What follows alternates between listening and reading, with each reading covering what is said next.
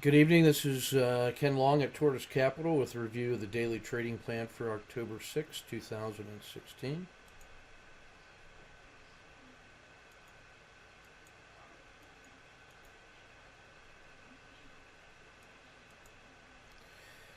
Market is in bullish normal conditions, remains in the neutral zone for both long term and the 10-day look back periods. The volatility improvement has sort of leveled off and is at a problematic rollover point here at only half an SD above the zero line. That suggests another volatility event in the short term. Last time we saw that was, well, right back here. So it made a high and then a low, and now rolling over again. So this is the scenario we got to be concerned with as we get closer to the political decision day here. No channeling overreactions. See a non-trending market, but bears slightly in charge. Looking at the ADX, plenty of decent channeling and overreactions and 5-day down patterns to choose from in the broader symbol set. And Auto Framer has again a lot to choose from along with our usual suspects here of metals and mining, Win, Europe, Verizon, 3M, real estate, silver and gold, and Nike. We've been trading those with some success this week. Nike coming in with a 7.2 on the auto framer, 3M on the 4.0. So those will get our attention. McDonald's we traded today and still is at 2.4 on auto framer. In the ETFs, silver and gold really standing out. Gold at almost 10 to 1 in the auto framer. Silver greater than 5 to 1. And some decent 5DDs to choose from. You can see how those silver and gold are really standing out on the negative side.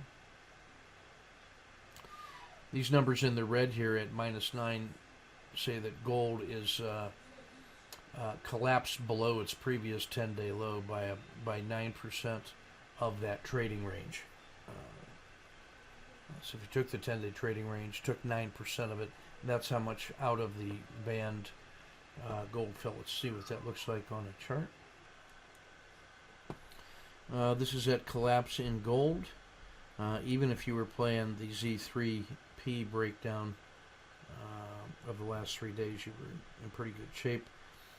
This is well outside the previous Z3 over here at this previous support level. Let's see how far back we can. Yeah. This is the next support level down here at 116. So there's still $3 of room to run.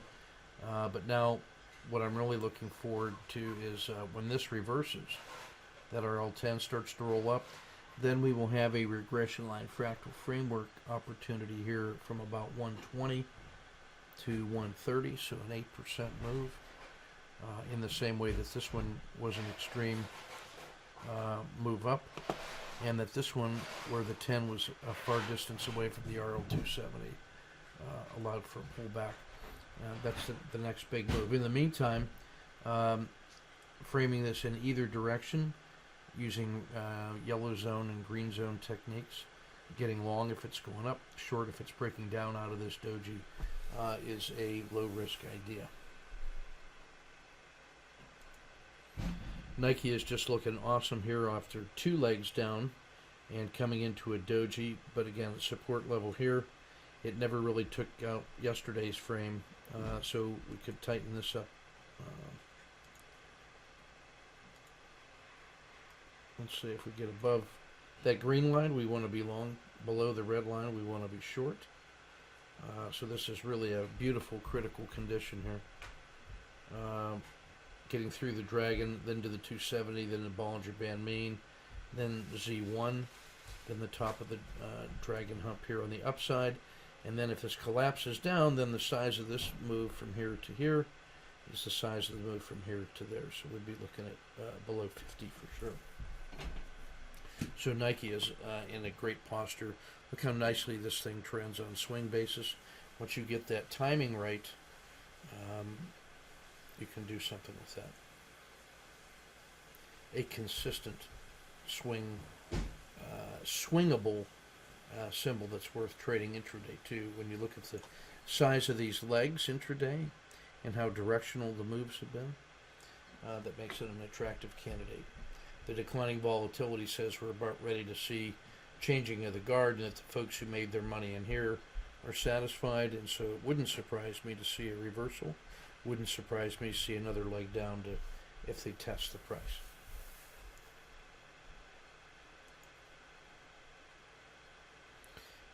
Key price levels in the auto framer, and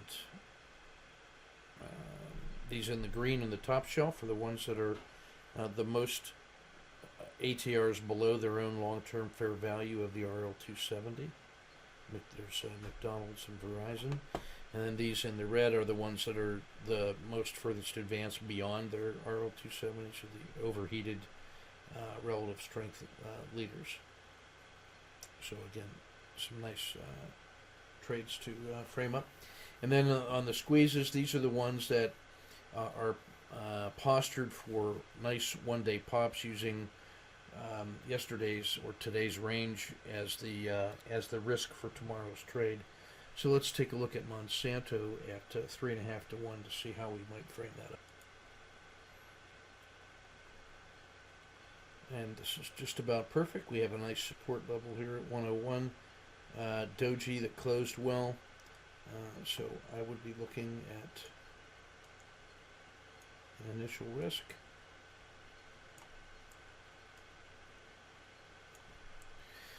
And then I would be looking for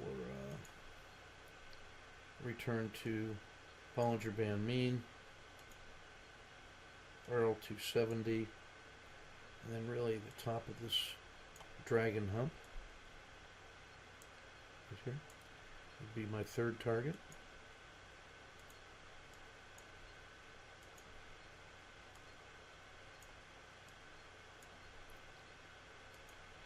So those would be my three targets.